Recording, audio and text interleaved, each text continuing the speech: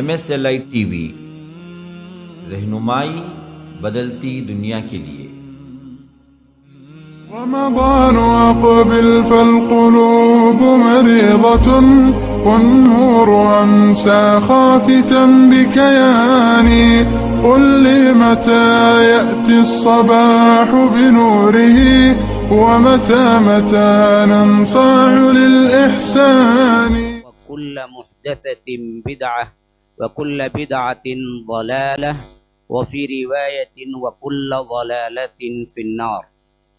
فأعوذ بالله السميع العليم من الشيطان الرجيم من همزه ونفثه ونفخه. بسم الله الرحمن الرحيم. سبحان الذي أسرى بعبده ليلا من المسجد الحرام إلى المسجد الأقصى الذي باركنا حوله لنريه من آياتنا إنه هو السميع البصير. اللهم أرنا الحق حقا وارزقنا اتباعه وأرنا الباطل باطلا وارزقنا اجتنابه. اللهم علمنا ما ينفعنا وانفعنا بما علمتنا وارزقنا علما. رب اشرح لي صدري ويسر لي أمري واحلل عقدة من لساني يفقه قولي. اس اللہ کے نام سے ابتدا جس کے ناموں کی کوئی انتہا ہی نہیں۔ ولو ان ما فی الارض من شجرۃ اقلام والبحر يمده من بعده سبعة ابحر ما نفدت کلمات اللہ۔ اس ذات اقدس پر کروڑوں درود و سلام ہو جو تمام جہانوں کے لیے رحمت للعالمین بن کے آئے تھے۔ اللہم صلی علی محمد وعلی آل محمد كما صليت على إبراهيم وعلى آل إبراهيم إنك حميد مجيد، وبارك على محمد وعلى آل محمد كما باركت على إبراهيم وعلى آل إبراهيم إنك حميد مجيد۔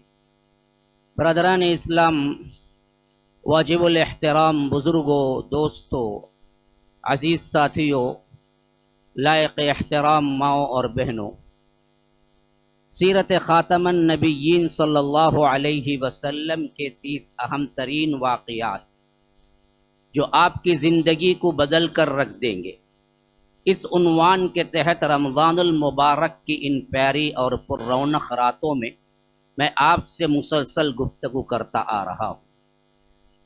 بغیر کسی تمہید کے گزشتہ کی مجلس کا خلاصہ آپ کے ذہن میں ہو تو میں آگے بڑھنا چاہتا ہوں کہ جیسے ہی اللہ کے رسول صلی اللہ علیہ وسلم طائف سے واپس آئے، مکے کے اندر حج کا موسم شروع ہوا، اور اس حج کے موسم میں یثرب کے یعنی مدینے کے 6 نوجوان اسلام قبول کیے جو کہ مدینہ منورہ کے اصحاب کے اعتبار سے سابقون الاولون ہیں۔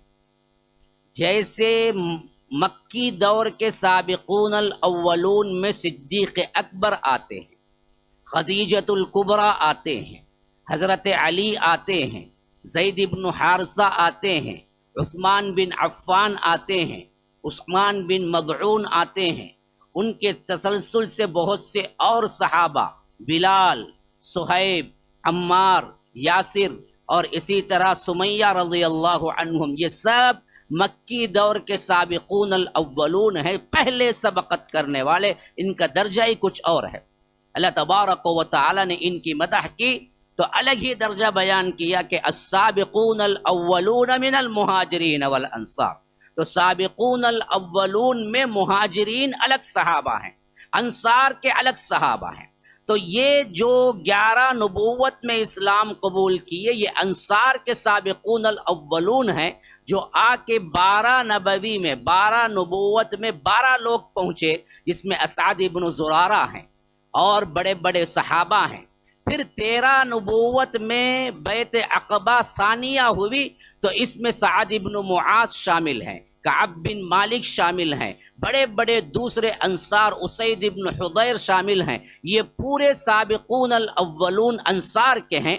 تو اس طرح یہ قافلہ چلا، اور آخری بات جہاں پر میں نے آپ کو چھوڑا وہ یہ تھی کہ بیعت عقبہ ثانیہ یعنی دوسری بیعت عقبہ میں سب سے اہم ترین ایک جز، ایک شق یہ تھا، اے اللہ کے رسول ہم آپ کو مکے میں اکیلا اب نہیں چھوڑیں گے،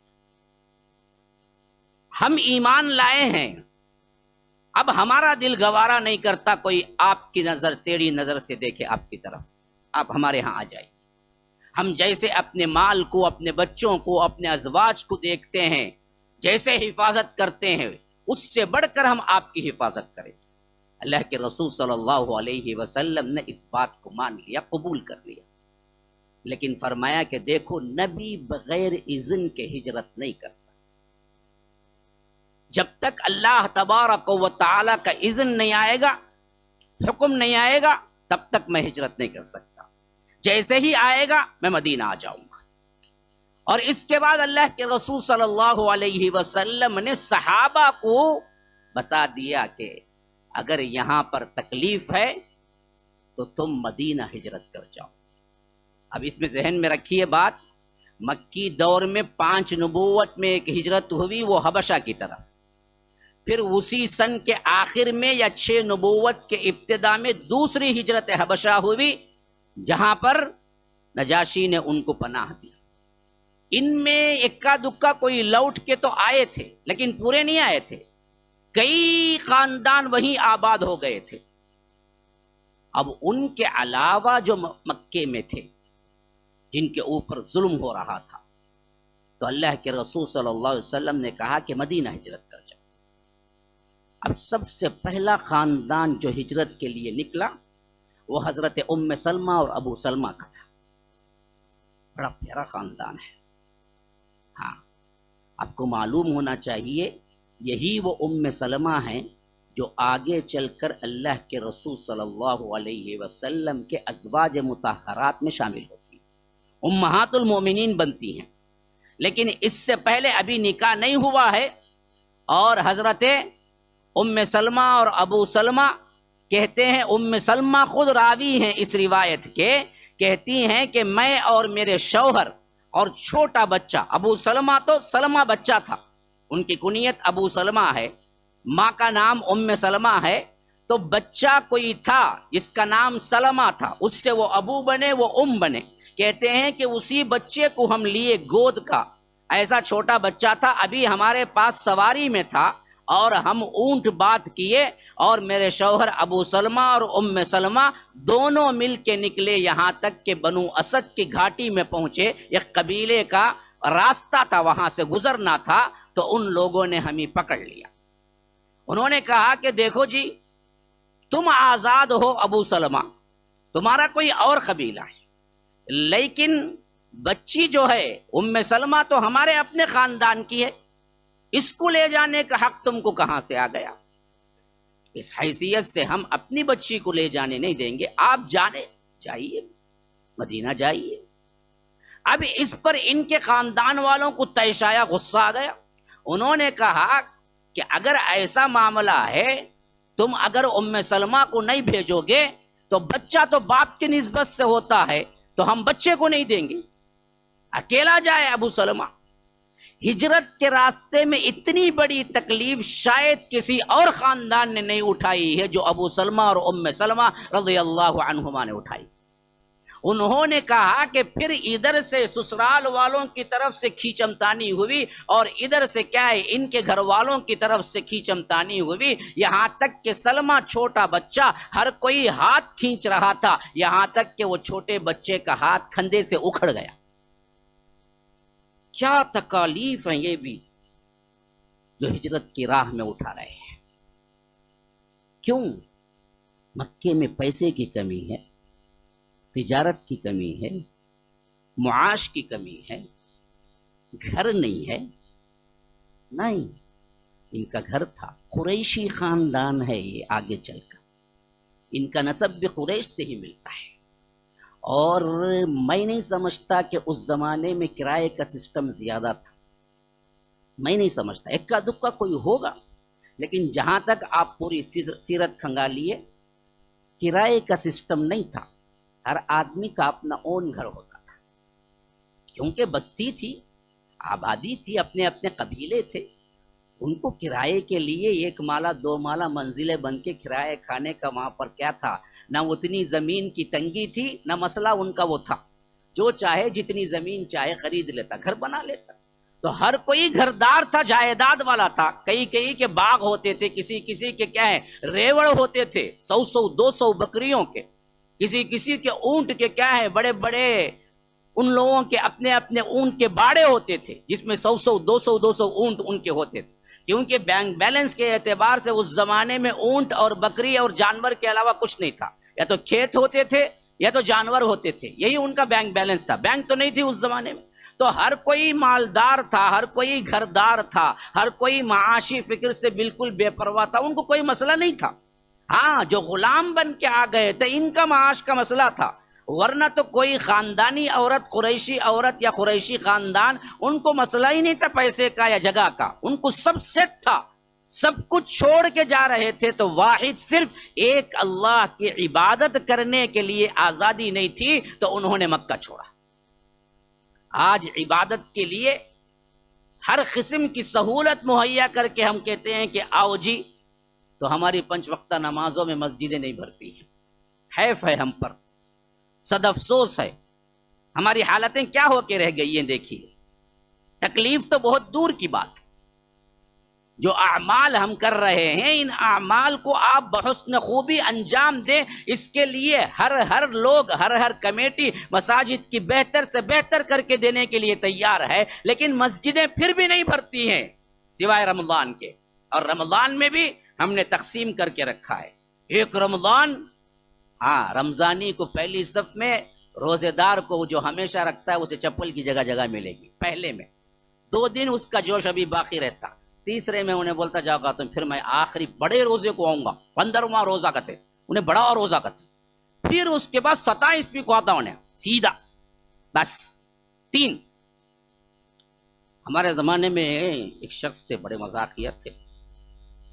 ہم ان سے پوچھتے تھے، نام نہیں لینا چاہتا کیونکہ بعد میں مشہور ہو جائے گا، کچھ بھی کہتا ہوں بڑا سوچ کے کہنا پڑتا ہے کہ ایسے نگاہ رکھ کے بیٹھے ہوئے ہیں کہ ابھی دبوچ لیں گے. اس واسطے میں بڑا سوچ کے بولتا ہوں، پھر بھی کچھ نکل جاتا ہے. تو وہ نارل کا بیپار کرتے ہیں. ہم جاتے بچپن میں چھوٹے نارل لینے کے لیے. رمضان کے دن ہوتے یا ختم ہوتے ہم پوچھتے کتنے روزے رکھے بھائی؟ 3 رکھا مولوی صاحب. کیونکہ ہم وہ زمانے میں مولوی صاحب سے مشہور تھے، کیونکہ ابا مشہور تھے، اس طرح ہم بھی مشہور ہو گئے تھے. ایسے ہی 3 کیسا بھائی ہوں گا؟ نہیں، ہمارے موزن صاحب بولے 0 کی کیا بھی قیمت نہیں، میں 3 کے بعد 0 لگاتا. لو کیا تدبیر ہے، دیکھو کیا تیز کام کر رہا ہے. 0 کی کوئی ویلیو نہیں، 3 کے بعد 0 لگا لیے 30 ہو گئے، مسئلہ ختم. پہلا روزہ، 15واں روزہ، 27واں روزہ، مسئلہ ختم. یہ 3 دن رمضان کے، اس میں بڑے جوش سے عبادت کرنا ہے. ہاں رمضان میں بھی ہم نے تقسیم کر کے رکھا ہوا ہے. یہ حالت ہو گئی ہماری عبادتوں کے اعتبار سے. یہاں پر دیکھیے سب کچھ تھا، ایک اللہ کی عبادت کی علل اعلان. ان کو دراصل کیا نہیں مل رہا تھا؟ قرآن پڑھنے کا موقع نہیں مل رہا تھا، نماز پڑھنے کا موقع نہیں مل رہا تھا. اب وہ خاندان ہجرت کر کے جا رہا ہے. مصیبتیں کیا اٹھا رہا ہے؟ بچے کا ہاتھ کھندے سے نکل گیا. یہاں تک کہ اتنا سب کچھ دیکھنے کے باوجود بھی بدبختوں کا دل نہ پسیجا، نرم نہیں ہوا. یہاں تک کہ ام سلمہ کہتی ہیں کہ میرے خاندان والے مجھے لے گئے اور ابو سلمہ کے خاندان والے بچے کو لے گئے، اور ابو سلمہ کا ایمان تو پہاڑ کے برابر تھا. انہوں نے کہا کہ بچہ جائے تو جائے، بیوی جائے تو جائے، لیکن مجھے کوئی روکنے والا نہیں ہے، اور میں بچے اور بیوی کے لیے نہیں رک سکتا، کیونکہ اللہ کے رسول کا حکم ہے کہ مدینہ جاؤ تو میں مدینہ اکیلا جاؤں گا. چلے گئے. ہم ہوتے تو کیا کیا ہیلے بہانے کرتے. کیا کروں مولوی صاحب، اپنے کو معلوم پورا نکل گیا تھا، بیوی کو بھی روک لیے، بچے کو بھی روک لیے، میں کہاں سے آؤں گا مولوی صاحب؟ ذرا سمجھو میری حالت کو. ہاں ہم کہتے نا جی، ہم کو تو بہانے چاہیے، چھوٹے چھوٹے بہانے چاہیے، چھوٹے چھوٹے بہانے. ہم نمازوں کا انکار، یہ ایک ولیمہ نکاح، نمازیں اڑ گئی. اب بزی تھا مولوی صاحب، میں سربراہی کرنا، انہوں نہیں کرے تو پورے بھوکے مر جائیں گے. ہاں انہوں چڑھنا گئے تھے وہاں سامنے، انہوں ڈالنا گئے تھے، سب کو نہیں ڈالے تو کیا ہوتا؟ ہاں اس گھر کو جائیں گا، جان دے ہاں، انسانوں کے غصے کو دیکھنا ہے یا رب کے غصے کو دیکھنا ہے؟ ہم کو لوگوں کا بڑا خیال ہے، لوگ کیا کہیں گے، رب کا خیال نہیں جس نے تم کو پیدا کیا، وہ ناراض ہوتا ہے اور وہ راضی ہے، ہم نے کبھی نہیں دیکھا۔ ہم اپنی زندگی آپ گزارتے ہیں جیسے چاہے۔ یاد رکھیے یہ ایمانی واقعہ ایسا ہے کہ دل کو دہلا دینے والا ہے۔ ابو سلمہ نے نہ اپنی بیوی کی فکر کی نہ اپنے بچے کی، سیدھے پہنچے اکیلے ہی، حتیٰ کہ ام سلمہ کہتی ہیں رضی اللہ عنہا، جہاں یہ لڑائی ہوئی، جہاں میرا بچہ جدا ہوا، جہاں میرے بچے کے کھندے سے ہاتھ الگ ہوا، میں روزانہ وہاں پہنچتی اور شام گئے تک وہاں بیٹھے روتی، اس یاد میں کہ ادھر شوہر دور، ادھر بچہ دور، اور ادھر میں اپنے خاندان میں صحیح طور پر عبادت کرنے کے لیے مجھے موقع نہیں۔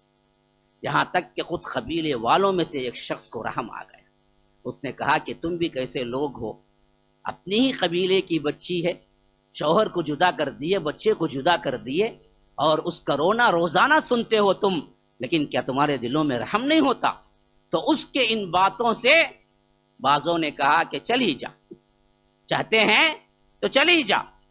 ابو سلمہ کے خاندان والوں کو معلوم ہوا تو لا کے بچہ دے دیا کہ ہاں بچہ، اگر وہ لوگ جانے کے لیے کہتے ہیں تو تم بچہ لے کے چلے جاؤ۔ حضرت ام سلمہ کہتی ہیں کہ میں اکیلی عورت اتنا لمبا سفر، 480 کلومیٹر، 500 کلومیٹر کا فاصلہ، بالکل اکیلی تنے تنہا کیسے کروں؟ یہاں تک کہ میں نے اسی آدمی کو دیکھا کہ وہ کہا کہ کم از کم میں بارڈر کے حد تک تمہیں چھوڑ سکتا ہوں، اس سے زیادہ میرا کوئی کام نہیں ہو سکتا۔ اونٹ بھی اس نے ارینج کیا، یہاں تک کہ میں اکیلی اپنے بچے کو لے کے وہاں تک پہنچی تو کیا دیکھتی ہوں کہ راستے میں ایک اور سوار ہے جو جا رہا ہے، عثمان بن طلحہ۔ یہ آگے چل کے اسلام قبول کیے، لیکن اس وقت ابھی کافر ہی تھے، مشرک ہی تھے، لیکن تھے بعض لوگ، ہمیشہ ہر کمیونٹی میں کیا ہے، بعض لوگ ہوتے ہیں ایسے شرافت والے جن سے انسانیت واقعتاً ہمیشہ فخر کرتی ہے۔ اسی واسطے ام سلمہ کہتی ہیں کہ یہ آدمی کی صحبت میں کبھی بھی بھول نہیں سکتی، ایسا ایماندار شرم و حیا والا کہ اس نے کہا کہ میں آپ کو آپ کے شوہر تک، مدینے تک ساتھ میں رہ کے چھوڑوں گا، اور اجنبیت، الگ نامحرم ہوتے ہوئے بھی، غیر مسلم ہوتے ہوئے بھی اس نے میرا ایسا ساتھ دیا کہ میں اس کا ساتھ کبھی نہیں بھول سکتی۔ جب بھی مجھے کوئی حاجت پیش آتی، کب بھی رات کا موقع آتا، وہ اونٹ کو بٹھاتا اور بالکل پرے دور کہیں چھپ جاتا، یہاں تک کہ میں حاجات سے فارغ ہو جاتی، سونا ہے تو سو جاتی، پھر دراصل جیسے ہی میں اٹھتی اور آواز میرے اٹھنے کی ہوتی تو اس آواز پر وہ اجازت لے کے چلتا، پھر اونٹ کی نکیل کو پکڑ کر آگے چلتا چلتا مجھے مدینہ منورہ کو پہنچایا اور کہا کہ جاؤ، یہ بستی ہے جس میں تمہارے شوہر رہتے ہیں، جاؤ۔ حضرت ام سلمہ بعد میں کہا کرتی تھی کہ عثمان بن طلحہ سے زیادہ میں نے نیک شخص کوئی نہیں دیکھا جس نے مجھے تنے تنہا لے جا کے مدینہ چھوڑا، اور مجھے امید تھی کہ یہ آگے چل کر اسلام قبول کریں گے۔ آخرکار یہ حدیبیہ کے بعد، یعنی 7 ہجری کے بعد انہوں نے اسلام قبول کیا، لگ بھگ اس واقعے کے 8-10 سال بعد، لیکن تھے بڑے نیک۔ اس طرح حضرت ابو سلمہ، ام سلمہ ہجرت کر کے مدینہ پہنچی۔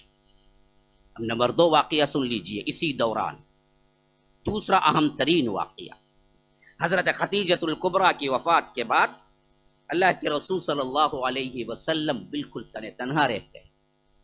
عورت، خاص طور پر جب بچے چھوٹے ہوئے، حضرت فاطمہ، حضرت ام کلثوم، حضرت رقیہ چھوٹی تھی، زینب صرف ایک بڑی تھی حضرت خدیجہ کی وفات کے بعد۔ بعضوں نے تو یہاں تک لکھا ہے کہ حضرت فاطمہ کی عمر اس وقت صرف 5 سال تھی، بعضوں نے 6 لکھا ہے، بعضوں نے 7 سال لکھا ہے۔ چھوٹی چھوٹی بچیاں، کون ان کو بال بنائے، کون ان کو ڈریس پہنائے، کون ان کو کھلائے پلائے؟ اللہ کے رسول صلی اللہ علیہ وسلم تو دعوت دین میں ایسے مصروف ہوتے تھے، گھر جانے کا موقع نہیں ملتا تھا، اور ادھر خدیجۃ الکبریٰ کی وفات کے بعد گھر میں کوئی عورت نہیں تھی۔ اللہ کے رسول صلی اللہ علیہ وسلم اپنی جوانی اور شباب کا سب سے بڑا حصہ 25 سال حضرت خدیجۃ الکبریٰ کی معیت میں گزارا تھا، کوئی شادی نہیں۔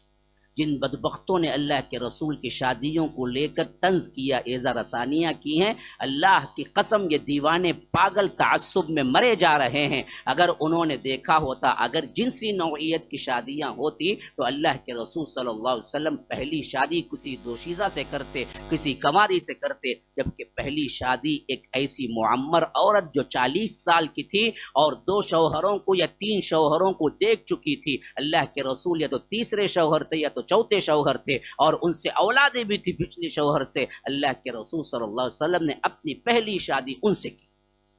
نوجوان بیٹھے ہوئے ہیں، کئی ایسے بھی ہوں گے جو شادیوں کے لیے اپنے لیے بیویاں ڈھونڈ رہے ہوں، کئی ایسے خاندان ہوں گے جو بہویں ڈھونڈ رہی ہوں گی۔ میں پوچھتا ہوں 25 سالہ 24 سالہ کوئی نوجوان ایک بیوہ سے کرنے پہ راضی ہوگا؟ بیوہ بھی وہ جو 15 سال بڑی ہیں، ہاں بیوہ ہی نہیں ہے صرف۔ اگر آپ کسی نوجوان کو صرف اتنا کہتے ہیں کہ بھائی لڑکی ڈھونڈ رہے ہیں، دیکھو ہمارے پاس ایک بیوہ ہے، کیا جی دیوانے پاگل ہوئے کہ جی مجھے بیوات ملیں گے کہ جاؤ جی مجھے کیسے کیسے لڑکیاں ملیں گے، وہاں سے انہیں کیا عزت کا مسئلہ بنا لیں گا، ہاں اتنا غصہ کریں گا۔ اللہ کے رسول صلی اللہ علیہ وسلم نے بیوہ سے کی، اور وہ بیوہ بھی 15 سال بڑی تھی، اور ان سے 25 سال نبھایا۔ 50 سال کے تھے جب اللہ کے رسول صلی اللہ علیہ وسلم خدیجۃ الکبریٰ وفات پائی، 50 سال کے، تو 25 سال کی کوئی دوسری شادی نہیں کی۔ اب آپ کو سمجھ آئے گا، جو بھی اعتراض کرتے ہیں ان کی زبانوں کو بند کرنے کے لیے اتنا علم ہونا چاہیے آپ لوگوں کو کہ اللہ کے رسول صلی اللہ علیہ وسلم نے 25 سے 50 سال تک کوئی شادی نہیں کی، اور ایک بیوہ خاتون معمر خاتون کے ساتھ زندگی گزارا۔ ایک کھلنڈرا نوجوان، ایک شوخ نوجوان، ایک کیا ہے اس نوعیت کی ذہنیت رکھنے والا نوجوان بھی 50 سال میں اس کے بال سفید ہو جاتے، ذرا سنجیدہ بن جاتا۔ یہیں پر بیٹھے ہوئے کتنے لوگ ہیں جو ہمارے ساتھ تھے، اب وہ لوگ کیا ہیں سفید داڑھی ہو گئی، یہ مولوی صاحب کہتے ہیں۔ مجھے تعجب ہوتا ہے، یہ بھی بندہ تو نہیں ہے جو 20 سال پہلے مجھ سے ملا، اس کی نوعیت کچھ اور ہی ہوتی تھی، اور 50 سال میں بندہ آتے آتے بالکل سنجیدہ ہو جاتا ہے، بالکل کیا ہے فکر مند ہو جاتا ہے، گھر دار معاش کے سلسلے میں پریشان رہتا ہے۔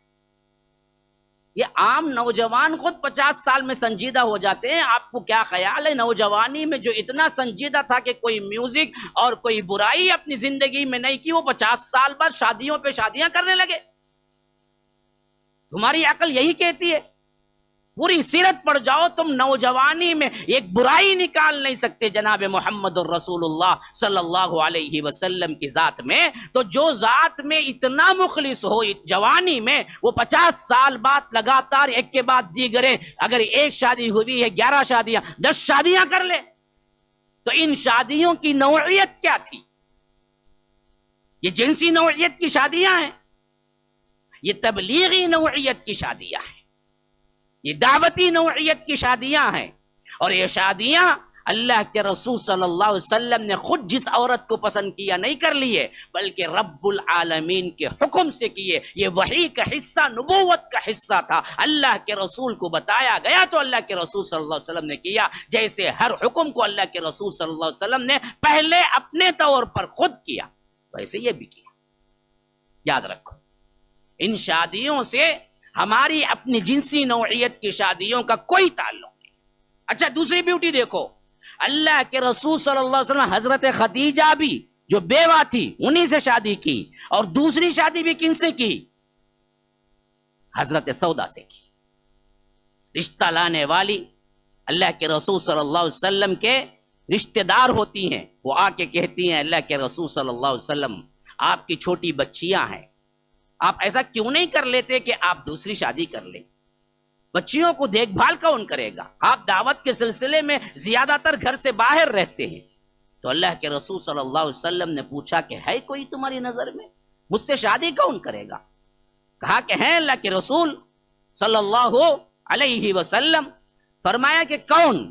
کہا کہ کنواری بھی ہے، سیبہ بھی ہے۔ کنواری کا مطلب وہ جس کی شادی نہیں ہوئی، ہاں سیبہ وہ ہے جس کی شادی ہو چکی بیوہ ہے۔ کہا کہ دونوں ہیں۔ کہا کہ اللہ کے رسول صلی اللہ علیہ وسلم نے کون؟ پوچھا کہ یہ ہیں سودا بنت زمعہ۔ اللہ کے رسول صلی اللہ علیہ وسلم نے کہا کہ پھر تو بات کرو، یہ بیوہ ہیں، کنواری کی نہیں بات کی، پہلے بیوہ ہیں، ان سے کرو۔ یہ وہی سودا ہیں جن کو اللہ کے رسول صلی اللہ علیہ وسلم نے حضرت خدیجہ کے بعد پہلی شادی کی، اور یہ عورت کے بارے میں اللہ تبارک و تعالی کا سب سے بڑا یہاں پر اللہ کے رسول صلی اللہ علیہ وسلم کا اخلاق دیکھو، بیواؤں کی عزت دیکھو، اپنے نبی کے ذریعے کیسے بلند کیا۔ حضرت سودا کی شادی اللہ کے رسول کی دوسری تو حضرت سودا کی چھٹی،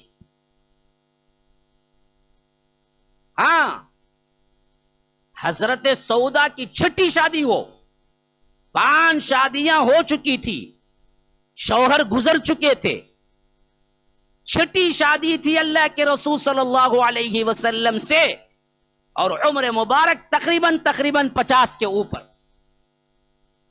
ہاں یہ بدبختوں کو کیوں نہیں دکھتا جنہوں نے شادیوں پر کلام کیا ہے؟ ہاں اللہ کے رسول صلی اللہ علیہ وسلم کو کئی کنواری لڑکیاں مل سکتی تھی، لیکن حضرت سودا سے شادی کی۔ حضرت سودا سے بھی کیوں کی؟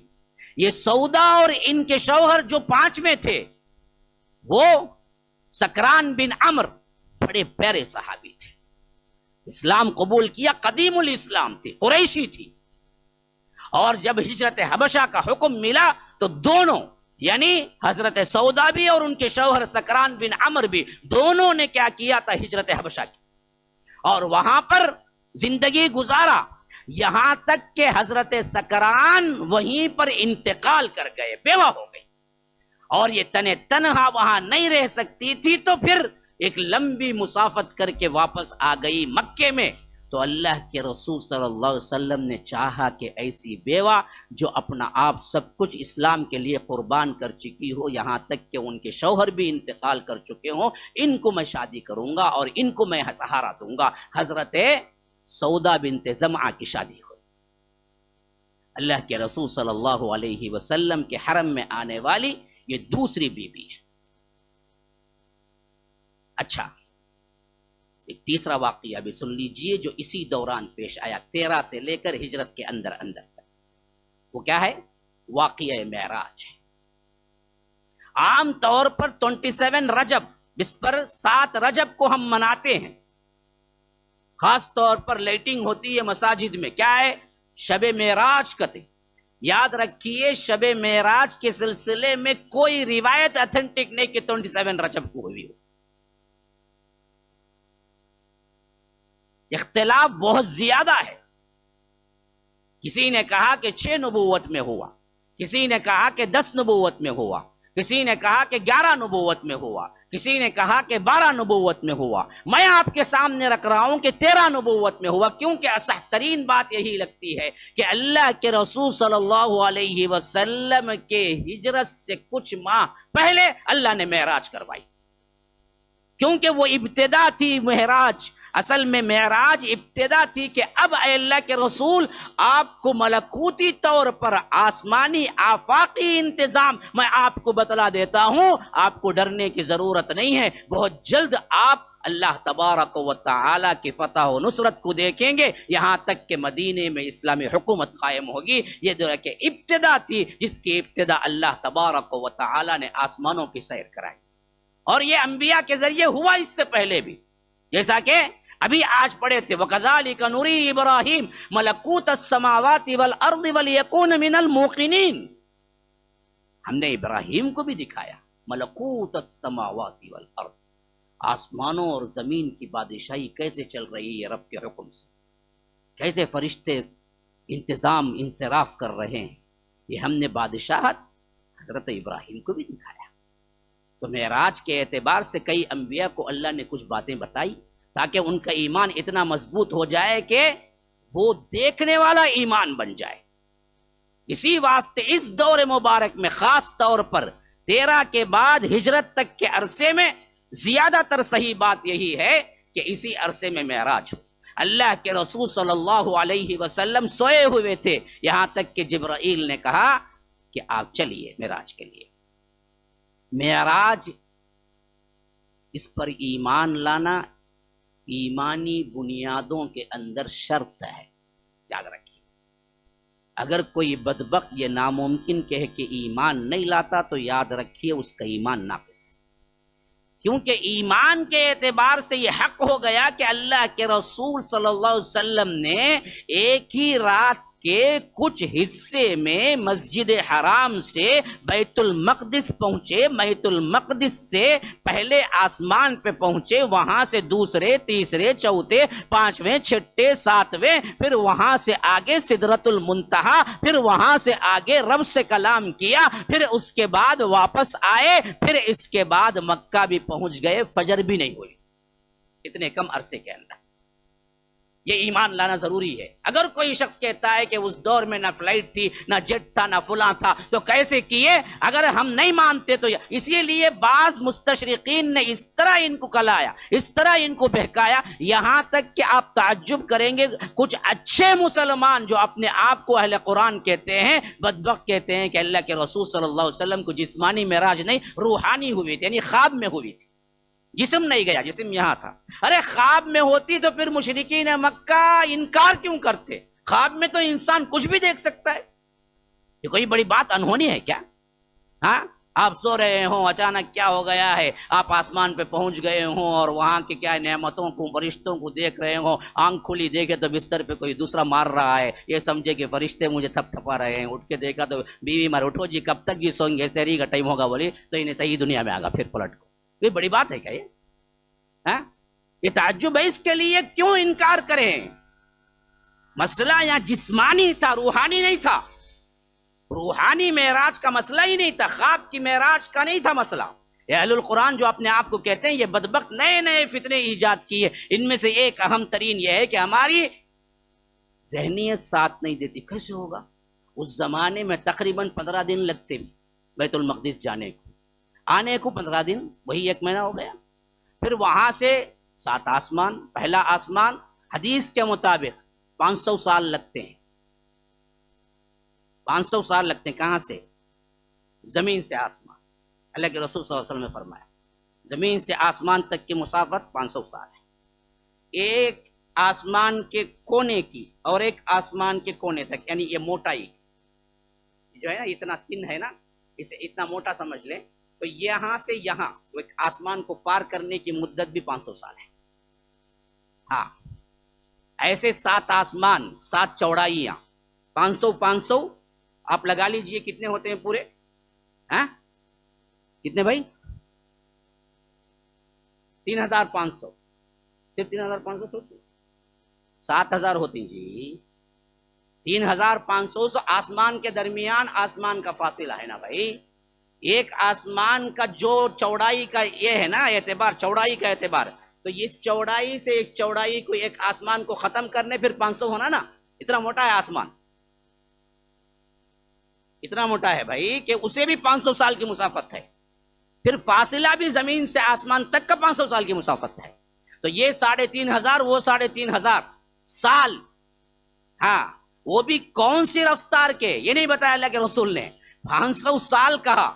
یہ 500 سال بھی رفتار کون سی؟ گدھے کی رفتار نہیں، گھوڑے کی رفتار نہیں، اونٹ کی رفتار نہیں، ہاتھی کی رفتار نہیں، روشنی کی رفتار۔ روشنی کی رفتار لیں گے تو پھر آپ کا دماغ ہی کام نہیں کرے گا، کیونکہ 1 سیکنڈ میں روشنی جو بھاگتی ہے نا جی، وہ 1,86,000 میل فی سیکنڈ بھاگتی ہے۔ وہ 1,86,000 پر سیکنڈ بھاگتی ہے روشنی۔ سورج کی روشنی ہم تک آنے کے لیے 8.5 منٹ لگتے ہیں، کیوں؟ وہ 9.5 کروڑ میل دور ہے، سورج 9.5 کروڑ میل دور ہے، تو وہاں روشنی نکلتی ہے، تو زمین تک پہنچنے کے لیے 8.5 منٹ لگتے ہیں۔ تو یوں سمجھو کہ آپ کو روشنی جو پہنچتی ہے سورج کی صبح میں، وہ 8.5 منٹ پہلے سورج سے نکلی تھی، وہ آتے آتے آتے آتے آپ تک پہنچتے پہنچتے 8.5 منٹ لگ گئے۔ یہ سب سے نزدیک ترین تارہ ہے، اس واسطے لگ گئے۔ کئی ایسے تارے ہیں جو زمین جب رب نے بنایا، کائنات جب رب نے بنائی، تب وہ روشنی نکلی۔ اب ذرا غور کرو، تب وہ روشنی نکلی، آ رہی ہے آ رہی ہے آ رہی ہے آ رہی ہے، کون سی اسپیڈ سے؟ 1,86,000 پر سیکنڈ کی اسپیڈ سے ابھی تک دنیا میں نہیں پہنچی۔ ابھی تک نہیں پہنچی، وہ اتنا دور ہے تارا، ابھی تک نہیں پہنچی. کئی سینکڑوں ایسے تارے ہیں جن کی روشنی ابھی نہیں پہنچ رہی ہے، پہنچ رہی ہے، ابھی راستے میں ہے انہیں، اتنا دور ہے تارا. یہ کائنات کی وسعت کا کوئی اندازہ ہی نہیں کر سکتے آپ. تو اللہ کے رسول صلی اللہ علیہ وسلم صرف رات کے ایک حصے میں، پوری رات بھی نہیں، اسی لیے فرمایا کہ سبحان الذی اسرا بعبدہ لیلا من المسجد الحرام. اسرا کا مطلب ہی رات میں سفر کرنا ہے. پھر لیلن کا صیغہ کیوں آیا الگ سے اور نکرہ بن کے؟ اس واسطے کہ یہ جو رات کا سفر تھا نا جی، وہ رات کا سفر رات میں پوری رات نہیں تھا. رات کا سفر رات کا کچھ حصے میں کیا کیے اللہ کے رسول صلی اللہ علیہ وسلم پوری آسمانی طور پر سب دنیا دیکھ کے واپس مکہ آ گئے. تو اس کو دو حصوں میں تقسیم کیا جاتا ہے، معراج اور اسرا. یاد رکھ لیجیے، معراج اور اسرا. معراج اور اسرا میں کیا ہے؟ اسرا میں سفر کیے کہاں سے؟ مکے سے. کہاں؟ بیت المقدس. معراج وہاں سے ہوئی، معراج مکے سے نہیں ہوئی، معراج وہاں سے ہوئی. اسرا یہاں سے ہوا. نکلے اللہ کے رسول صلی اللہ علیہ وسلم، جبرائیل نے سواری پیش کی، اس سواری پہ بیٹھے، براق. صحیح ترین احادیث کے اندر آیا ہے کہ اللہ کے رسول صلی اللہ علیہ وسلم براق میں بیٹھے تو وہ اس تیزی کا تھا کہ نگاہ جہاں پڑتی تھی وہاں اس کا پاؤں پڑتا تھا. میں نے ابھی بتایا نا روشنی کی رفتار. گویا کہ حدیث خود اشارہ کر رہی ہے. وہ اس وقت وہ سائنس نہیں تھی، اور یہ بات بھی میں نہیں کہہ رہا ہوں اس واسطے ماننا نہیں ماننا آپ کا ہے، یہ کوئی حدیث کی بات نہیں ہے. لیکن ایک امیج قائم کیجئے کہ حدیث میں یہ الفاظ تو ہیں کہ براق کا پاؤں وہاں پڑتا اگلا جہاں نگاہ کی آخری حد ہوتی، اور ہماری نگاہ کی آخری حد کیا ہوتی؟ اگر چٹیل میدان ہو تو ہماری روشنی جو ہے نا وہ بھی پر سیکنڈ 1,86,000 پر سیکنڈ بھاگتی ہے ہماری روشنی. چٹیل میدان ہو اور 1,86,000 میل پر کوئی بلب وہاں پر جلے نا جی، آپ کو 1 سیکنڈ میں نظر آئے گی اس آنکھ سے، اگر بالکل چٹیل میدان ہو، کیونکہ ہماری روشنی کی رفتار وہی ہے. تو اس حیثیت سے براق نکلا اور وہاں بیت المقدس پہنچا تو اللہ کے رسول صلی اللہ علیہ وسلم براق پہ. براق وہ نہیں ہے جو پر والا گھوڑا، کیا ہے وہ بابا ننگے بابا کے ساتھ رہتا پیچھے پر والا گھوڑا. لوگ کیا سمجھ رہے ہیں براق بول کو؟ براق وہ نہیں ہے، یاد رکھیے. وہ بالکل غلط امیجنیشن ہے، اس کی کوئی تصویر نہیں ہے. نہ ننگے بابا کے پاس ہے، نہ لباس والے بابا کے پاس ہے. میں بچپن میں کئی پھول والے کے دکان میں دیکھتا تھا، موجود ہے نہیں ہے معلوم نہیں، مرگا کی نہیں معلوم نہیں، لیکن میں دیکھتا تھا برابر وہ لگا کے رکھا ہوا تھا اپنے پھول کے پیچھے، پر والا گھوڑا، پیچھے ننگا بابا ایک پڑا رنگا، وہ پر سے اس کا سطر دھپ کو رنگا، وہ اٹھائے تو پورا کھل جاتا اس کا ریت. یہ حالت ہے کہ اس کی. تو یاد رکھیے یہ غلط عقیدہ ہے، یہ نہیں ہے برا. ہاں وہ تیزی سے اڑنے والا کوئی جانور تھا، براق اسی سے برق سے نکلا ہے. یاد رکھیے برق بجلی کو کہتے ہیں. ہاں اور یہ آیت قرآن میں بھی آئی ہے نا، وہ برق نہیں ہے آفتاب آیا ہے نا. ہاں وبرق یجعلون اصابعهم فی آذانہم. تو برق کا مطلب ہے بجلی، بجلی کی تیزی سے چلنے والا. اللہ کے رسول صلی اللہ علیہ وسلم اس پہ سوار ہوئے تو وہ کچھ کیا کیا تھا؟ کچھ شرارت کیا تھا، کچھ اوپر نیچے لے کے دوڑنے میں. یا یوں سمجھیے کہ نبوت کا جلال اور عظمت سے وہ سہ نہ سکا، تو حضرت جبرائیل نے اسے ایک ٹھوکر دی اور کہا تم کس سے شرارت کرتے ہو، سیدھے چلو. اللہ کی قسم اس پر اس سے زیادہ معزز ترین انسان کبھی سوار نہیں ہوا.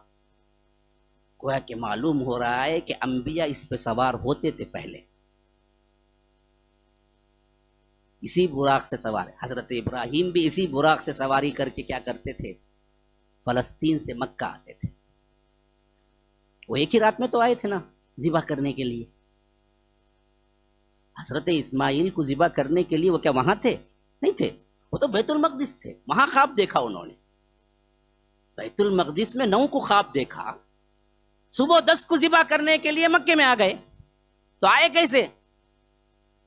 وہی براق ہے. تو اسی واسطے جبرائیل نے کہا کہ تم پر اس سے زیادہ معزز ترین شخصیت کوئی نہیں بیٹھی، ادب سے چلو. تو معلوم ہوا کائنات میں تمام انبیاء سے افضل ترین جناب محمد الرسول اللہ صلی اللہ علیہ وسلم ہے، جسے براق کو بھی سکھایا جا رہا ہے کہ اب ادب. پھر اس کے بعد اس کا ادب یہ تھا کہ وہ چلا لے کے یہاں تک کہ اللہ کے رسول صلی اللہ علیہ وسلم بیت المقدس میں اترے، اور وہاں ایک حلقہ، وہاں پر کیا تھا، ایک کنڈی تھی، ایک کنڈلی، اس کنڈی پہ باندھا ایک لوہے کا کیا تھا، وہاں پر حلقہ تھا برابر، رنگ. اس رنگ کو سے کیا کیا، اللہ کے رسول صلی اللہ علیہ وسلم نے براق کو باندھا، اپنی سواری کو باندھ کے کیا ہے اندر گئے نماز پڑھانے کی. آج بھی وہ کنڈلی موجود ہے.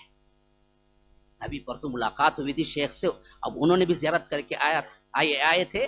شیخ زرانی آپ کو معلوم ہے رشتہ ہماری مجلس ہوئی تھی، تو وہ اس میں آئے تھے. وہ اسی 2-3 مہینے پہلے جا کے آئے تھے، تو مجھے وہ کنڈلی بتائی تھی باقاعدہ، یوٹیوب میں یہ اس میں ویڈیو میں پکڑ کے رکھے ہوئے تھے. انہوں نے بتایا یہ وہی ہے جو 1400 سال پہلے اللہ کے رسول صلی اللہ علیہ وسلم نے اس سے باندھا. وہ ایسی ہی ابھی بھی دیوار میں بندھی ہوئی ہے، اللہ کی قدرت. پھر وہ اندر گئے، تمام انبیاء آئے ہوئے تھے. امامت کس کی، سب پریشان تھے، یہاں تک کہ جبرائیل امین نے آگے کیا، اللہ کے رسول صلی اللہ علیہ وسلم نے امامت کی، تمام انبیاء پیچھے تھے.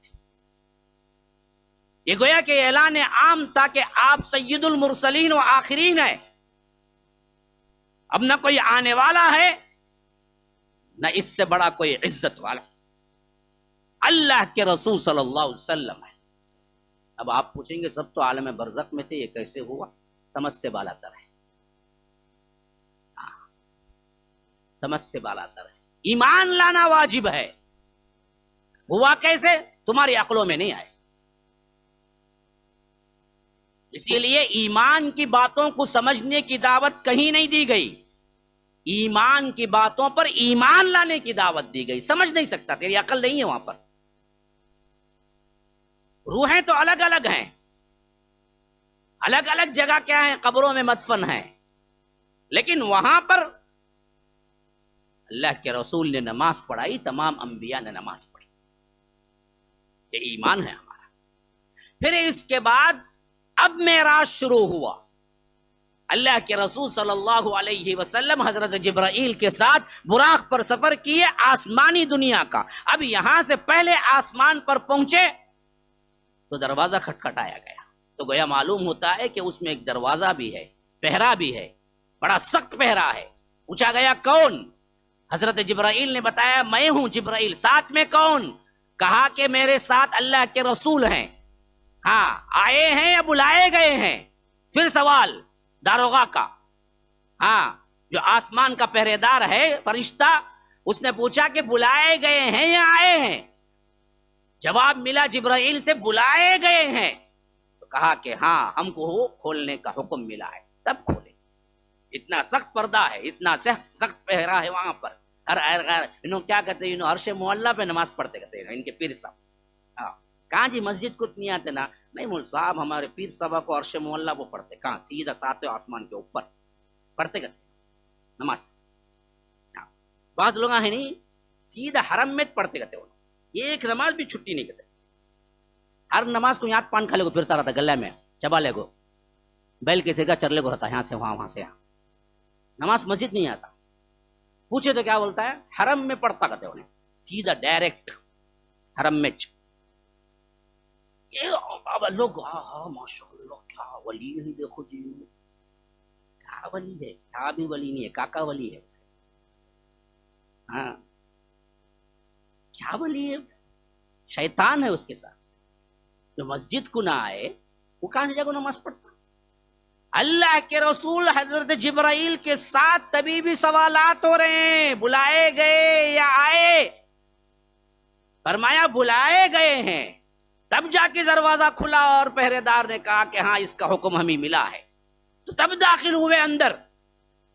حضرت آدم علیہ السلام سے ملاقات ہوئی. انہوں نے کہا کہ آؤ میرے پیارے بیٹے، کیونکہ آدم باپ کے معنی تھے نا جی. انہوں نے کہا کہ مرحبا مرحبا میرے بیٹے، بیٹے سے خطاب کیا. جب مل لیے تو دیکھا کہ ادھر دائیں طرف دیکھ رہے ہیں تو مسکرا رہے ہیں اور بائیں طرف دیکھ رہے ہیں تو رو رہے ہیں۔ حضرت جبرائیل سے پوچھا کہ یہ کیا ماجرا ہے؟ کہا کہ اصل میں دائیں طرف وہ سعید روحیں ہیں ان کے بچوں کی جو وہ جنت کو جائیں گے، تو حضرت آدم جب اپنی اولاد جنتی اولاد کو دیکھتے ہیں تو مسکراتے ہیں، بائیں طرف وہ لوگ ہیں جو جہنم کو جائیں گے ان کی روحیں ہیں، اور بائیں طرف جب اپنی اولاد جہنم کے دیکھتے ہیں تو روتے ہیں۔ اب یہ بات سمجھ آئے گی؟ ابھی ہمیں پورے مریش لی روحیں کہاں سے آ گئی وہاں پر؟ ایمان لانے کا حکم ہے کہ یہ ہوا، ایمان لانا ہے۔ حضرت آدم علیہ السلام سے ملاقات پہلے آسمان پر، دوسرے آسمان پر حضرت یحییٰ اور عیسیٰ سے ملاقات۔ ہاں، حضرت عیسیٰ اور حضرت یحییٰ دونوں کزن سے ایک ہی دور کے ہیں، تو اللہ نے دونوں کو ایک ہی آسمان پہ رکھا ہے۔ وہاں پر جب گئے تھے تو وہاں جو دونوں نبی تھے انہوں نے کہا کہ مرحبا یا اخ، آؤ میرے بھائی، کیونکہ وہ ہم عمر تھے، بیٹے نہیں کہا انہوں نے، بیٹے صرف حضرت آدم نے کہا تھا۔ ان لوگوں نے کہا کہ آئیے آئیے، مرحبا، ویلکم، بھائی سے کہا، بھائی سے کہا۔ پھر اس کے بعد تیسرے آسمان پہ گئے تو وہاں پر حضرت یوسف علیہ السلام سے ملاقات ہوئی۔ چوتھے آسمان پر گئے تو حضرت ادریس علیہ السلام سے ملاقات ہوئی۔ پانچویں آسمان پر گئے تو حضرت ہارون علیہ السلام سے ملاقات ہوئی۔ چھٹے آسمان پر گئے تو حضرت موسیٰ علیہ السلام سے ملاقات ہوئی۔ ساتویں آسمان پر گئے تو حضرت ابراہیم علیہ السلام سے ملاقات ہوئی۔ انہوں نے بھی بیٹا کہہ کے کیا ہے بغلگیر ہوئے۔ اور اس وقت اللہ کے رسول صلی اللہ علیہ وسلم نے دیکھا کہ کچھ بچے بھی ہیں جو حضرت ابراہیم سے کھیل رہے ہیں۔ جبرائیل سے پوچھا یہ کیا ماجرا ہے؟ کہا کہ وہ بچے جو بلوغت سے پہلے مر جاتے ہیں اللہ تعالیٰ ان کی روحیں ان کے ساتھ رکھتا ہے۔ مسلمانوں کے جو بچے مرتے ہیں نا جی، یاد رکھو غم تو بہت ہوتا ہے ماں باپ کو اور بڑا غمگین مرحلہ ہوتا ہے، لیکن صبر کرنے پہ اتنا بڑا اجر ہے کہ اللہ ان کے روحوں کو حضرت ابراہیم کے ساتھ رکھتا ہے۔ ہاں، جنت الماوا میں، اس کا ذکر سورہ نجم میں آیا ہے۔ جو لوگ صبر کرتے ہیں ان کے لیے بڑا پھل ہے۔ حدیث میں تو یہاں تک آیا ہے کہ جو بچہ اللہ تعالیٰ لے لیتا ہے اس پر ماں باپ کہتے ہیں کوئی شکوہ شکایت کے بغیر الحمدللہ، تو اللہ کہتا ہے میرا بندہ اپنے جگر کے ٹکڑے کو لینے کے باوجود بھی اس نے میری حمد کی، تو جنت میں بیت الحمد تعمیر کرو، حمد کے نام سے ایک محل تعمیر کرو، میں اس بندے کو دوں گا کیونکہ اس نے اپنے جگر گوشے کو لینے کے باوجود بھی میری حمد کی۔ جو لوگ شکوہ شکایات کرتے ہیں، جو لوگ واویلا کرتے ہیں، جو لوگ کہتے ہیں کہ کیا اللہ میرا بچہ ملا کہیں تے بچے پھر لے کوئی میرے بچے کو لینا تھا کیا، یاد رکھو شکوہ شکایات سے بیت الحمد تمہارا چلا جائے۔ تو اللہ کے رسول صلی اللہ علیہ وسلم نے دیکھا تو پوچھا۔ پھر اس کے بعد یہاں سے آگے بڑھے سدرۃ المنتہا، یہ وہ آخری پوائنٹ ہے جہاں سے کوئی آگے نہیں بڑھتا، اور یہ ایسا تھا وہاں پر سدرہ کہتے ہیں اصل میں کسے معلوم ہے؟ کسے؟ بیر کو، بیر کو، بیر کھاتے نہیں بھائی، ہمیں بیر کھاتے نہیں، کئی قسم کے آتے، چھوٹے آتے بڑے آتے، بیر کو سدرہ کہتے ہیں۔ اور یہاں پر جو کائنات کا آخری ترین حصہ ہے جہاں سے آگے بڑھنے کو کسی کے لیے بھی اجازت نہیں ہے، وہ انتہا کیا ہے معلوم؟ وہاں پر بیری کا ایک درخت ہے، وہی انتہا آخری، اسی کو بولتے ہیں سدرۃ المنتہا۔ بس وہاں سے کوئی آگے بڑھ نہیں سکتا، کوئی نہیں آگے بڑھ سکتا، وہاں سے اللہ تبارک و تعالی کا دربار شروع ہوتا ہے، وہاں تک کہ فرشتوں کو بھی اجازت ہے سدرۃ المنتہا۔ ہاں، وہاں ہی اندہا جنت الماوا، اللہ سورہ نجم میں کہتا ہے وہیں پر یہ جنت الماوا بھی ہے، جہاں پر اچھے لوگوں کی روحیں اللہ تعالیٰ رکھتا ہے، ان بچوں کی روحیں بھی رکھتا ہے۔ ہاں، علیین، یہ روحیں وہاں ہوتے ہیں، اندہا جنت الماوا۔ اور فرمایا اذ یغشی السدرۃ ما یغشی، وہ چھایا ہوا تھا سدرہ پہ جو چھایا ہوا تھا، یعنی اس کا اندازہ کچھ نہیں کر سکتے۔ وہ سدرہ درخت بھی ایسا تھا کہ اس پہ جو چھایا ہوا تھا وہ چھایا ہوا تھا، وہ کیا چھایا ہوا تھا؟ اللہ ہی بہتر جانتا ہے۔ اللہ کے رسول صلی اللہ علیہ وسلم کہتے ہیں کہ میں نے دیکھا کہ وہاں سونے کے پتنگے اور سونے کے ہیرے جواہرات گر رہے تھے، موتیوں سے ڈھکا ہوا تھا، ہر جھلک جو دکھ رہی تھی روشنیاں ایسی گونج رہی تھی جو بیان سے باہر ہے۔ یہاں آ کے جبرائیل نے کہا کہ اللہ کے رسول اس سے آگے بڑھنا آپ ہی ہیں، یہاں کے بعد میں بھی ساتھ نہیں دے سکتا، یہ حد میری ہے۔ یہ ہے اللہ کے رسول صلی اللہ علیہ وسلم کا رتبہ و مقام، ہم ان کے امتی ہیں، ذرا سا لحاظ کرو۔ اللہ نے جو مقام دیا اس کو تو کیا ہے، حفاظت کرو۔ اللہ کے رسول صلی اللہ علیہ وسلم وہاں سے بھی آگے بڑھ گئے، پھر اس کے بعد رب سے ملاقات ہوئی بغیر کوئی پردے کے، اللہ کے رسول صلی اللہ علیہ وسلم نے ڈائریکٹ بات کی اللہ کے، ہاں دیکھا یہ صحیح نہیں، معراج میں دیکھا ہے۔ اما عائشہ کی صریح روایت بخاری کے اندر جس نے کہا کہ اللہ کو حضرت محمد الرسول اللہ نے معراج میں دیکھا، اس نے جھوٹ کہا، دیکھا نہیں ہے، لیکن آواز ڈائریکٹ، کوئی پردہ نہیں درمیان میں، اللہ کی آواز کو جناب محمد الرسول اللہ صلی اللہ علیہ وسلم نے سنا اور اللہ تبارک و تعالی سے بغیر پردے کے بات چیت کی، راز و نیاز ہوا۔ وہ کیا راز تھا؟ وہ راز یہ تھا کہ اللہ نے وعدہ کیا، وعدہ کیا آپ کی امت میں جو کوئی بھی اہل ایمان ہے، ایمان پہ مرا ہے، میں اسے دائمی جہنم میں نہیں ڈالوں گا، وہ ایک نہ ایک دن جنت جائے گا، لیکن شرط یہ ہے کہ وہ مشرک نہ ہو۔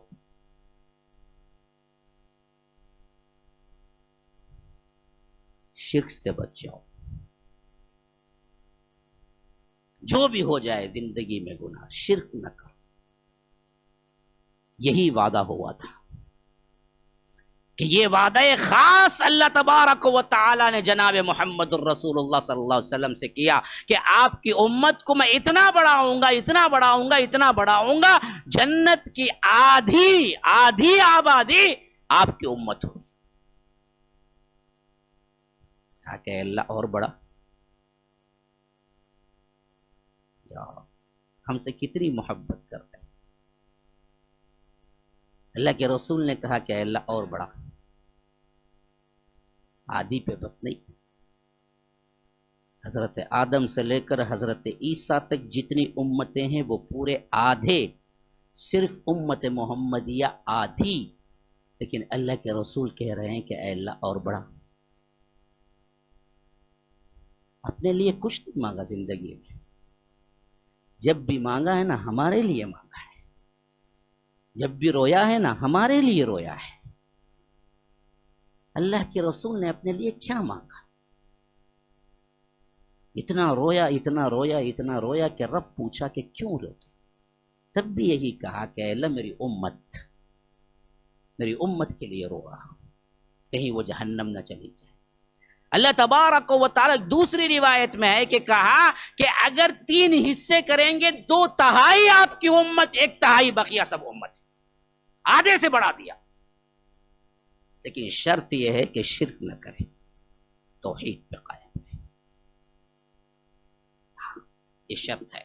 اس کو سمجھ لو میرے بھائیو، اس کو سمجھ لو، اس کو پکڑ لو، زندگی میں شرک نہ کرو اور شرک کے خلاف زندگی لگا دو، مسئلہ ختم، مر گئے نا سیدھے جنت، مسئلہ ختم، زندگی بتا دو اسی میں، یہاں تک کہ کل دنیا کے اندر شرک مٹ جائے۔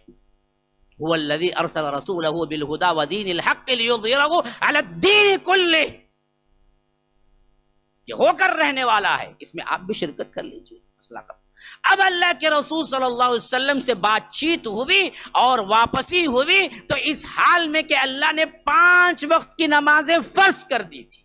میں پہلے بتایا تھا نماز اللہ کے رسول صلی اللہ علیہ وسلم کو نبوت ملتے ہی سکھا دی گئی۔ اب آپ پوچھیں گے وہ تو سکھا دی گئی نا، لیکن 5 وقت کی اس ترتیب میں نہیں دی گئی تھی، وہ ترتیب الگ تھی، یہاں پر ترتیب الگ تھی، اور یہاں پر بتایا گیا کہ تمہیں 2 رکعت فجر، 4 رکعت ظہر، 4 رکعت عصر، 3 رکعت مغرب، 4 رکعت عشاء، یہ جو ترتیب 5 وقت کی ہے یہ معراج میں عطا ہوئی، ورنہ نبوت کے پہلے سال یہ نماز عطا ہو گئی، لیکن وہ نماز کیا تھی؟ ہر نماز صرف 2 رکعت تھی۔ یاد رکھو، ترتیب اسی طرح کی ہے جس طرح کی کیا ہے؟ شراب کی حرمت میں ترتیب ہے، ایسے کئی ترتیبات کیا ہے نماز میں بھی ہوئے۔ کب تک؟ جب تک معراج نہیں ہوئی۔ معراج میں اللہ تبارک و تعالی نے 5 وقتہ نماز مقرر کی، اور نماز کی اہمیت بتلانے کے لیے اللہ کے رسول کو بلایا گیا۔ ہر حکم زمین پہ اترا، نماز کا حکم آسمان پر لینے خود جناب محمد الرسول اللہ گئے۔ اس نماز کو برباد کر دیتے ہو، اس نماز کو بھول جاتے ہو، اس نماز کو چھوٹ کر دیتے ہو، اس نماز کو ادا کرنے میں تساہل، کسل مندی۔ اللہ کے رسول صلی اللہ علیہ وسلم سے فرمایا گیا آپ کے لیے، آپ کی امت کے لیے 50 نماز ہم نے فرض کیے ہیں۔ لے کے لوٹے، چھٹے آسمان پہ حضرت موسیٰ سے ملاقات ہوئی، پوچھا کیا ملا تحفہ؟ کہا کہ نماز ملی ہے۔ کتنے؟ کہا کہ 50۔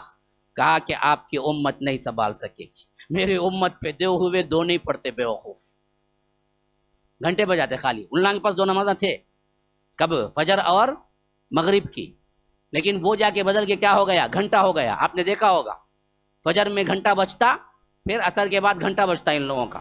وہ نماز کو ان لوگوں نے کیا کرا دیا؟ گھنٹے سے تبدیل کر دیا۔ اور ہمیں کیا کرے؟ انہیں تبھی گھنٹے سے کرا، انہیں جمعہ کر لیا، انہیں خالی ایک جمعہ، اس کے بعد سیدھا پھر جمعہ۔ اور ایک کیٹیگری ہے جمعہ بھی نہیں، عید کو عید خالی ہونے، سیدھا عید کو آتا، پھر اس کے بعد اگلے سال عید کو آتا ٹچ، اس کے بعد اسے معلوم ہی نہیں مسجد کیا، معلوم ہی نہیں اسے۔ انہیں بھی مسلمان ہمارے ہاں۔ تو حضرت موسیٰ بہت بڑا رحم کیے ہم پر۔ انہوں نے کہا کہ آپ کی امت 50 نہیں ادا کرے گی، جاؤ جا کے کم کراؤ۔ بعض روایتیں ہیں کہ 10 کم ہوئی، بعض ہیں کہ 5 کم ہوئی، بہرکیف کئی مرتبہ آنا جانا ہوا، 40 ہوئی، 30 ہوئی، 20 ہوئی، 10 ہوئی، یہاں تک کہ 5 ہو گئی۔ اب 5 لے کے بھی پھر چھٹے آسمان پہ آئے، حضرت موسیٰ سے ملاقات ہوئی تو پوچھا کتنے؟ کہا کہ 5 نہیں پڑھتے یہ لوگ۔ برابر بولے 5 بھی نہیں پڑھتے، ابھی کم کراؤ۔ اللہ کے رسول صلی اللہ علیہ وسلم نے کہا کہ اب میں جا کے کم کراتے مجھے شرم محسوس ہوتی، کتنے بار جاؤں کم کراؤ؟ 5 کو بھی کم کراؤ؟ نہیں، مجھے شرم محسوس ہوتی۔ جب یہاں سے آگے بڑھے تو ندا دینے والا فرشتہ ندا دیا، لا تبدیل لکلمات اللہ، اللہ کی بات نہیں بدلتی۔ اللہ نے 50 نمازیں فرض کی اور اللہ نے اب 5 فرض کر دی، لیکن 5 کا ثواب 50 ملے گا۔ اب 5 پڑھو، 50 نمازوں کا ثواب ہے تمہیں، کیونکہ اللہ کی بات نہیں بدلتی۔ وہاں سے واپس آئے اور صبح ہونے والی تھی، نماز فجر پڑھے۔ تھوڑی دیر کے بعد مشرکین مکہ حرم میں آ گئے، انہوں نے کہا کہ دیکھو ایک عام نہیں، بہت ہی عجیب ترین واقعہ میرے ساتھ ہوا۔ میں راتوں رات بیت المقدس گیا اور بیت المقدس سے 7 آسمانوں کے چکر لگا کے آیا ہوں۔ تو ابو جہل بھاگتا دوڑا صدیق اکبر کے پاس گیا اور پوچھا کہ کوئی انسان یہ کہے کہ رات آسمانوں کا چکر اور بیت المقدس جا کے آ گیا ہے تو تم اسے پاگل نہیں کہو گے؟ اس نے حضرت صدیق نے کہا کہ ہاں پاگل ہی کہہ سکتا ہے، تمہارے صاحب کو ہم پہلے ہی نہیں کہتے تھے پاگل، اب دیکھو وہ کہہ رہے ہیں۔ کہا کہ اگر وہ کہہ رہے ہیں تو بالکل سچ کہہ رہے ہیں، کیونکہ ہم ہر دن سنتے ہیں کہ ان کے پاس آسمان سے فرشتہ آتا ہے، تو اب اللہ نے ان کو بلایا ہے تو کیا بات؟ تو اللہ کے رسول نے سنا تو کہا کہ یہ ابو بکر نہیں ہے، یہ ابو بکر صدیق ہے۔ یہ سب سے پہلے تصدیق کرنے والے صحابی تھے۔ آگے کیا ہوا یہ انشاءاللہ ہم کل کی مجلس میں رکھتے ہیں۔ ھذا وباللہ التوفیق وصلی اللہ وسلم علی نبینا محمد۔ اسأل اللہ لی ولکم ولسائر المسلمین من کل ذنب فاستغفروه انہ هو الغفور الرحیم۔ السلام علیکم ورحمۃ اللہ وبرکاتہ۔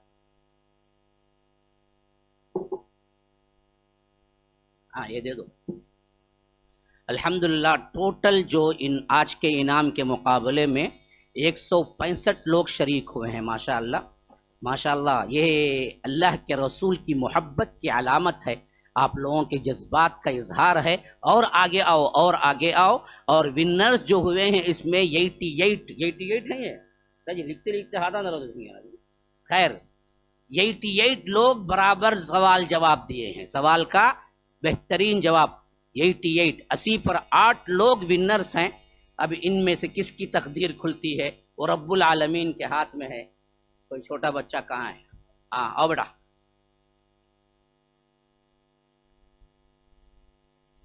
ہنکیا بند کرو، ہنکیا بند کرو. ہاں اٹھاؤ، 1 2 اٹھائے نا جی. ہاں جاؤ چل جاؤ، تمہارا کام ہوگا، جاؤ.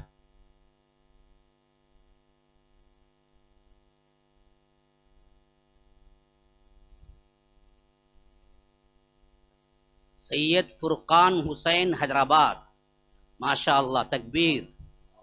اللہ تبارک و تعالی ان کے علم کو اور بڑھائے.